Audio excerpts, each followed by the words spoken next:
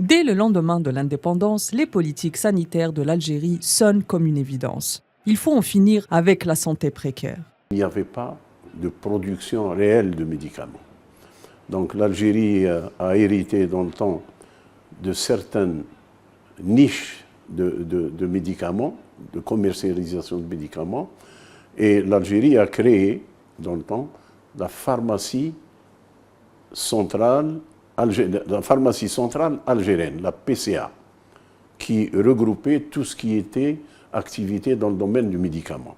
La commercialisation, la distribution et les embryons de production qui étaient présents en Algérie. Quelques petites unités de production, surtout qui étaient destinées vers beaucoup plus les produits d'entretien corporel.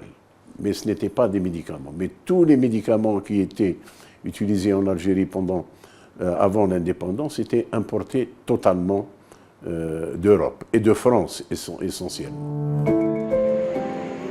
Longtemps considérée comme l'enfant pauvre de l'industrie algérienne, la production du médicament prend son envol et ne compte pas s'arrêter en si bon chemin. Avoir un ministère dédié à l'industrie pharmaceutique, pour nous, c'est une avancée majeure. On était noyé dans un ministère de la Santé qui avait d'autres problèmes à régler aussi. Et là, nous avons un ministère qui se concentre uniquement sur le produit pharmaceutique. Et donc, pour nous, c'est quelque chose qui est très positif pour peu que plus de moyens soient mis au niveau de cette Agence nationale des produits pharmaceutiques. Effectivement, comme vous le dites, ces 2 dernières années, il y a eu un rattrapage historique sur le plan réglementaire avec la mise en place d'un cadre réglementaire moderne qui puisse justement accompagner tous ces producteurs qui arrivent et qui puissent tracer le cadre réglementaire pour avoir une production pharmaceutique de qualité, efficace et bien sûr avec une innocuité rigoureuse. Avec des objectifs sur 2 volets. L'autosuffisance est sans doute le maître mot pour ce qui est des objectifs internes de l'Algérie. Une reprise en main par l'État algérien de ce secteur qui est un secteur névralgique, qui touche directement la santé du citoyen. Fort de ses ambitions, ce secteur a aussi des visions régionales et continentales. L'objectif, c'est de rayonner sur la région. Nous en avons la possibilité. Comme je vous le disais, le tissu industriel est là, les usines sont là, l'expertise aujourd'hui est là. Nous avons des jeunes qui maîtrisent les processus de production, d'analyse et même de développement. Nous faisons de la recherche et développement en Algérie. Et donc, aujourd'hui, comme l'État croit en ce secteur a montré qu'il pouvait être à la hauteur des ambitions de l'Algérie. En 1982, la révolution est en marche, avec la création du groupe Saïdal, suite à la restructuration de la pharmacie centrale algérienne. Il est à noter que le groupe Saïdal est en 2022 un mastodonte, leader national exportant ses produits vers près de 14 pays du continent. Pour ne citer que la Côte d'Ivoire, le Gabon, le Tchad ou encore la Mauritanie. Au niveau de Saïdal, dans le domaine du partenariat. Vous savez, aujourd'hui, Saïdal a des unités en joint venture avec les plus grands labos connus, avec Pfizer, numéro 1 mondial, avec Sanofi, avec GPE, le groupement pharmaceutique européen. Ce sont des usines qui existent, ils ne sont pas loin de chez nous.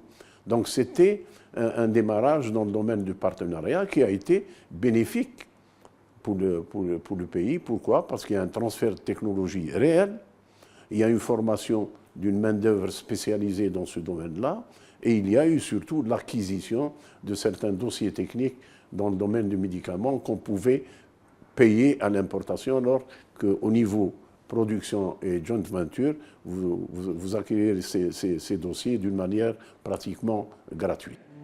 Le but de ce secteur peut sembler une mise à haut risque, et pour cause. Comme le reste de la production nationale, le marché du médicament est miné par l'importation. Pour la seule année 2018, l'Algérie importe près de 2 milliards de dollars de médicaments. Ce sont les interventions des grands laboratoires qu'on connaît dans le monde. Ils voyaient d'un mauvais œil un développement de l'industrie du médicament en Algérie. Ils préféraient que l'Algérie reste comme marché et non comme concurrent. Parce que si on développe l'industrie dans un pays, vous devenez automatiquement concurrent de ces grands laboratoires. Et les laboratoires français considéraient l'Algérie comme une chasse gardée.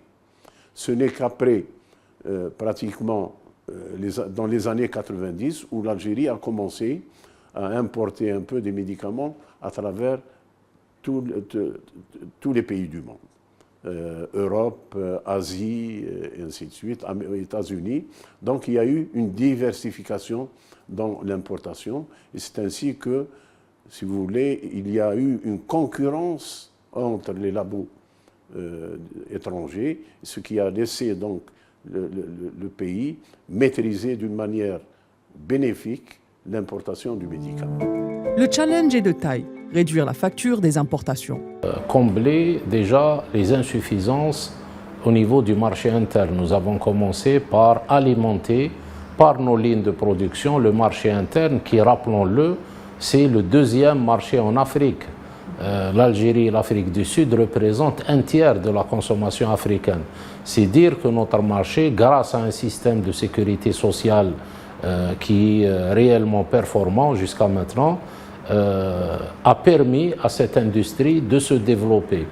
Donc, maintenant que pratiquement 70% des besoins internes sont couverts, l'Algérie devrait d'abord aller conquérir des marchés extérieurs, je ne dirais pas africains, extérieurs, parce qu'il n'y a pas que l'Afrique, il y a l'Europe, il y a l'Asie, il y a l'Amérique du Nord, et aussi s'atteler à aller sur des aires thérapeutiques que nous ne maîtrisons pas encore. Je parle et je pense surtout aux biotechnologies. En 2021, l'entrée en service de près de 60 nouvelles lignes de production ont un impact considérable sur la facture, avec une économie de près de 800 millions de dollars.